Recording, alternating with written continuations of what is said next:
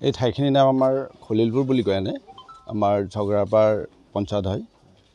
তো পোনপ্ৰথমে মই আপোনালোকৰ চেনেলৰ মানুহখিনিক ধন্যবাদ জনাইছোঁ। লগতে আপোনালোকৰ চেনেলৰ জৰিয়তে মই গোটেই অসমবাসীক আগন্তুক শাৰদীয় দুৰ্গা পূজাৰ ওলগ যাচিছোঁ।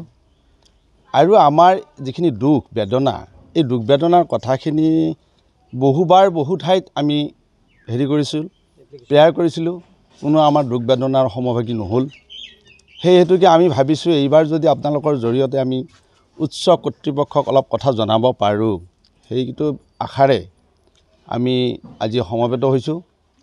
এই যে ভানু চৰকাৰৰ ঘৰৰ পৰা মিণ্টুৰ ঘৰলৈ প্ৰায় ½ কিলোমিটাৰ, এই ½ কিলোমিটাৰ যিটো পথ দুৰ্গম অৱস্থা, এনেকুৱা কোনো এজন মানুহে এটা চিলিণ্ডাৰ পইচা দিলেও তেওঁলোকে কেৰিজ নকৰে। মানুহগৰাকী নিজে আনিব লাগিব, নতুবা কাকো তেল মাৰি কিবা কৰি এনেকৈ আনিব লাগে। মই ইয়াত ঘৰ বনোৱাৰ আজি 9 বছৰ হ'ল। 9 বছৰ আগত এনেকুৱা এটা ৰেকৰ্ড শুনিছিলোঁ, ইয়াৰে এজন মানুহ তেখেতে চাউলৰ বস্তা এটা মাথাতকৈ লৈ আহোঁতে পিছলি পৰি ৱালত মাথাত চোট পাই তেওঁ মৃত্যুবৰণ কৰিব লগা হৈ গ'ল। তো এই নেকি আমাৰ বিকশিত অসম, এই নেকি আমাৰ উন্নতি অসমৰ, ভাৰতবৰ্ষৰ। বহুতে বহুত কয় বহুত উন্নতি কৰিছে, বহুত কিবা কিবি কৰিছে। এতিয়া আমি যিটো দেখি আছোঁ আমাৰ কাৰণেতো একোৱে কৰা নাই, কিন্তু আমি প্ৰতি বছৰে তেওঁলোকে যিটো বিচাৰে সেইটোৱে দিওঁ। আমাৰ পৰা যিখিনি ল'ব লগা তেওঁলোকে লৈয়ে আছে। আজি টেক্সৰ পৰা আদি কৰি ভোটৰ পৰা যিখিনি মুনাফা আমাৰ সাধাৰণ ৰাইজৰ পৰা তেওঁলোকে ল'ব লাগে, চৰকাৰে গোটেইখিনি লৈ আছে। কিন্তু চৰকাৰে চকু মেলি আজিলৈকে মোক চোৱা নাই। এই যোৱা এছেম্বলি ইলেকশ্যনৰ আগত 2 মাহ আগত আমি এটা প্ৰতিবাদ কৰিছিলোঁ। এখন মিটিঙত মই প্ৰতিবাদ কৰি কৈছিলোঁ যে আপোনালোকে ভোট বিচাৰে ঠিকে আছে, ভোট দিম, আপোনালোকক ভোট দিয়াৰ আগত আমাকো কিছু এটা দিয়ক না। তেতিয়া ক'লে কি দিম, বোলে ৰাস্তাটো কমচে কম অলপ চাওক, 2টা ৰাস্তা চাওক, কি দুৰ্গম অৱস্থাত আছোঁ আমি। আপুনি চিন্তা কৰক, এতিয়ালৈকে পানী আমাৰ একাঠু পানী। আমাৰ ইয়াৰ পৰা ল'ৰা ছোৱালী যেতিয়া স্কুললৈ যায়, স্কুলত যাওঁতে কোনো এজন ল'ৰা ছোৱালীক আমি জোতা মোজা পিন্ধাই নিব নোৱাৰোঁ। আমি কোলাতকৈ নিব লাগে, মেইন ৰাস্তাত জোতা মোজা পিন্ধাব লাগে। আছে নেকি এনেকুৱা কোনোবা জেগাত? কিবা ডেভেলপমেণ্টৰ কাৰণে আমিতো ধৰক, মইতো নিজে বিডিঅ'ৰ লগত কথা পাতিছিলোঁ, মই নিজে আমাৰ নজৰুল হক চাহাবৰ লগত কথা পাতিছিলোঁ। 2বাৰ মই তেখেতৰ লগত দেখা কৰিছিলোঁ, ফোনযোগে কথা পাতিছিলোঁ। তেখেতো আহিম বুলি যিয়ে নহওক অসুবিধাৰ কাৰণে হয়তো আহিব নোৱাৰিলে। আৰু তাৰে ওপৰঞ্চি আমাৰ যিজন মেম্বাৰ আছে তেখেতক আমি আপ্ৰাণভাৱে আমাৰ ভাবিছিলোঁ আমাৰ মানুহ হয়, আমাৰ ঘৰৰ ওচৰৰে মানুহ, তেওঁ নিশ্চয় আমাৰ দুখ দৰ্দ বুজি। তেখেতকো আমি বহুতবাৰ ক'লোঁ, খালী কোৱা হৈছে এইবাৰ হ'ব, এই ছিজনটো পাৰ হ'লে আপোনালোকে পাই যাব, অমুকটোৰ কাৰণে হোৱা নাই, ক'ভিডৰ কাৰণে হোৱা নাই, বাৰিষাৰ কাৰণে নহয়।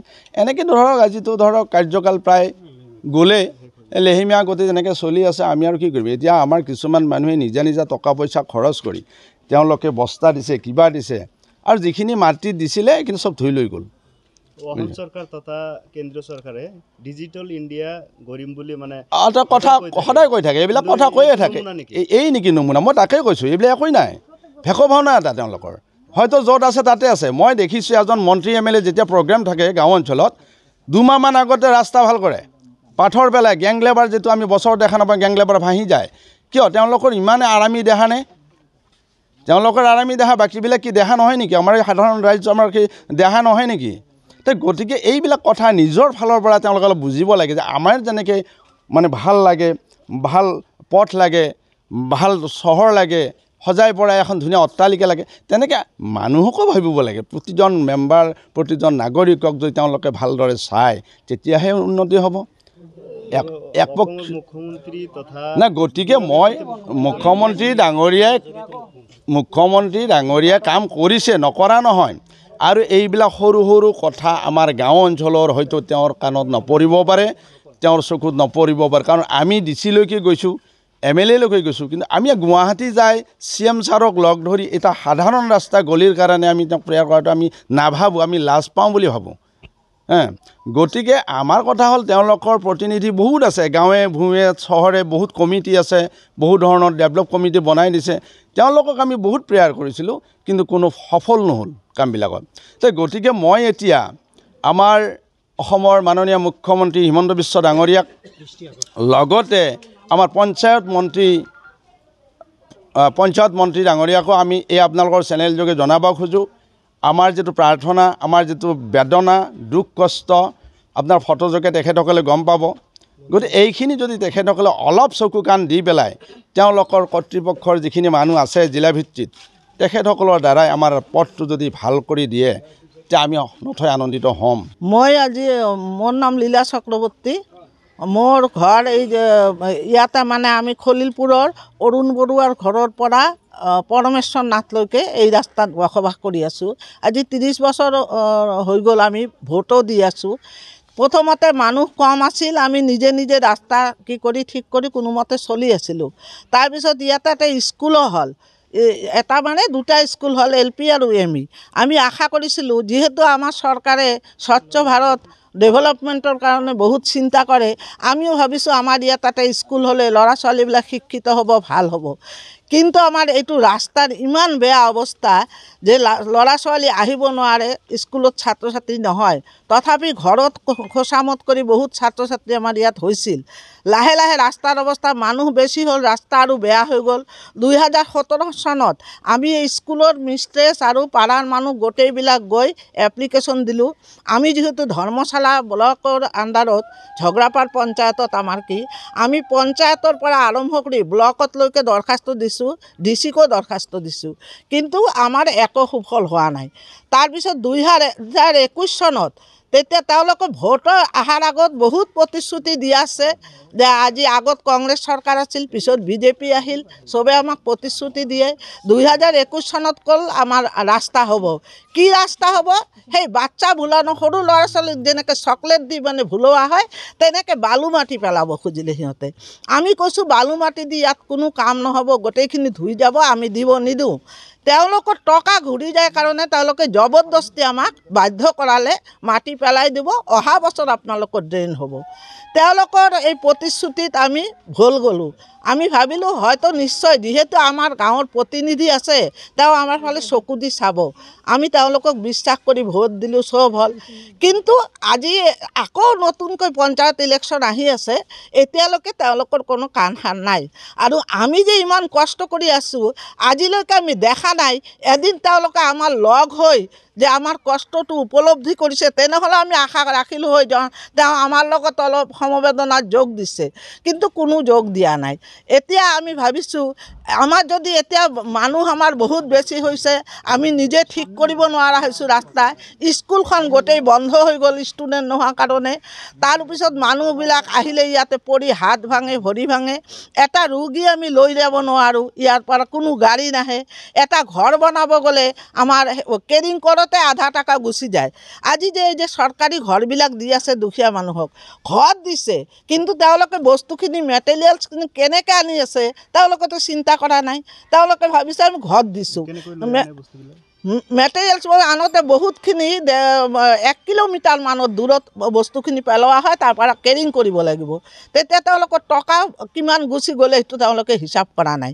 আৰু সেইকাৰণে আমি এটা কামো কৰিব নোৱাৰোঁ, এটা ৰোগী ল'ব নোৱাৰোঁ, এটা মৰা লাছ হ'লেও আমি ৰাস্তাই বাহিৰে বাহিৰে লৈ যাব লাগে, আমি ঘৰত ঘূৰাই আনিব নোৱাৰোঁ। ৰোগী ইয়াৰ পৰা তুলি ল'ব লাগে, কেতিয়াবা এই ঠেলাত তুলি ল'ব লাগে, লৈ গৈ সেই বাহিৰত গৈ সেই ওপৰত গৈ তেতিয়াহে গাড়ী ল'ব হয়। ইয়াতে মন্দিৰ এটা আছে, মন্দিৰটো কৰিছে যে ইয়াৰে মানুহবিলাক সময়বিলাক ভাল কাটিব, এটা ভাল ধাৰণাত থাকিব, কিন্তু মন্দিৰত এটা মানুহো আহিব নোৱাৰে। মন্দিৰত সেই ওচৰৰ মানুহকেইটা কোনোমতে কি কৰি প্ৰাৰ্থনা কৰে, এই কৰে, কিন্তু বাহিৰা মানুহ কোনো সোমাব নোৱাৰে। মন্দিৰো নহ'ল, মন্দিৰত এনেকুৱা স্কুলো গ'ল, মানে ডেভেলপমেণ্টৰ কোনো চিন্তাই নাই এইফালে। সেইকাৰণে আমি এইকাৰণে মুখ্যমন্ত্ৰীক জনাব খোজোঁ যে যিহেতু তেওঁলোকৰ চাৰিওফালে প্ৰতিনিধি আছে, চাৰিওফালে কি আছে, তেওঁলোকক যেন কি কৰি আমাৰ এইফালে অলপ চকু দিব কয়। আৰু আমাৰ এই দুটা খলিলপুৰৰ ৰাস্তা লৈ আমি ইমান দিনৰ পৰা যুঁজি আছোঁ, এইটো যেন এইবাৰ সমাধান হয়, নহ'লে আমাৰ এই আগন্তুক পঞ্চায়ত ইলেকশ্যনত আমি দিব পাৰিমনে নাই আমাক চিন্তা কৰিব লাগিব। পঞ্চায়ত খলিলপুৰ পঞ্চায়ত, ঝগৰাপাৰ পঞ্চায়ত, ঝগৰাপাৰ পঞ্চায়ত। ইয়াৰ বৰ্তমান আছিল নিৰঞ্জন চৰকাৰ, প্ৰেচিডেণ্ট মিজানুৰ ৰহমান। তেখেতক কিবা আহ্বান জনাইছিল নেকি আপোনাৰ? আমি প্ৰেচিডেণ্টক জনালে প্ৰেচিডেণ্টে ঠেলি দিয়ে মেম্বাৰৰ ওচৰত যাওক, মেম্বাৰক ক'লে মেম্বাৰে কয় প্ৰেচিডেণ্টে আমাৰ ইয়াত নিদিয়ে, আৰু যেতিয়া তেওঁলোকে ভোটত থিয় হয় তেতিয়া কয় মই পাৰিম, মই আপোনালোকৰ এইটো তেওঁ দায়িত্ব লয়। কিন্তু যেতিয়া জিতি গ'ল তেতিয়া তেওঁলোকক ক'লে আপুনি জানে নেকি, আপুনি চাওকচোন চেংচন নাই। আমি কিয় চাব যাম, আমি নোৱাৰোঁ কাৰণে তোমাক প্ৰতিনিধি বনাইছোঁ। তে আমিয়ে যদি চাব লাগে তেনেহ'লেতো আমাৰ ইয়াত ভোট দিবই নালাগে, প্ৰতিনিধিৰ দৰকাৰেই নাই। সেইকাৰণে আমি ক'ম যদি আমাৰ ইয়াত ভোট পাব লাগে তেওঁলোকৰ আমাক কিবা এটা নিদৰ্শন দেখুৱাই আমাক অলপ কি কৰি তাৰপিছত যেন আমাক আশ্বাস দিয়ে, প্ৰতিশ্ৰুতি দিয়ে। কিন্তু কেতিয়াবা এনেকুৱা হৈছে নেকি যে ৰাস্তাত দুৰৱস্থাৰ কাৰণে কোনো পথচাৰী মৃত্যুৰ মুখত পৰিব লাগে? ইয়াতে এজন চাউলৰ বস্তা আনিব গৈ সেই ভৰি মুচকি পৰি গ'ল, পৰি মূৰটো বেৰাত ঠেকি গ'ল, তাৰ লগে লগে তেওঁৰ মৃত্যু হৈ গ'ল তাতে। গৌৰাংগ নাথ নামৰ। আৰু ইয়াৰ বাহিৰেও হাত ভাঙা ভৰি ভাঙাৰ এইবিলাক হিচাপ নোহোৱা। ডিজিটেল ইণ্ডিয়া কি হ'ব? এইটো ডিজিটেল ইণ্ডিয়া সিহঁতে মুখতে কৈ আছে, এতিয়া কি হ'ব এইটো আমি মুখ্যমন্ত্ৰীক জনাইছোঁ, তেওঁ নিজে বিবেচনা কৰি চাব। আজি শিক্ষিত সমাজত এনেকুৱা ৰাস্তা খুবেই কম দেখা যায়। আজি আমাৰ ল'ৰা ছোৱালী আজিকালি ইয়াত আহিব নোৱাৰে, ৰাতিটো মানুহ ওলাবই নোৱাৰে, এনেকুৱা অৱস্থাত আমি কৰি আছোঁ। টাউন কিমান